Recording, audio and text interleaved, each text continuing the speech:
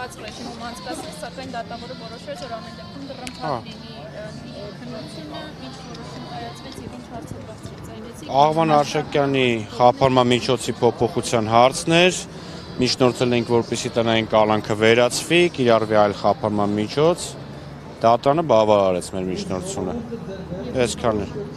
Վարչական հսկողություն։ Ինչ վիճակում էր նա, որտեղ մենք մամուլներ արդեն գրում էր, որ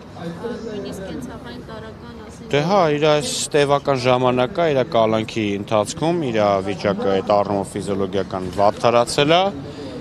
Տնային կալանքի պայմաններում չենք կարողանում ապահովել բժշկական անհրաժեշտ օգնությունը, որովհետև այդ ուղեկցումը պետք է ՆԳՆ-ն աներ, ՆԳՆ-ն չէր հասցնում եւ այլն եւ այլն։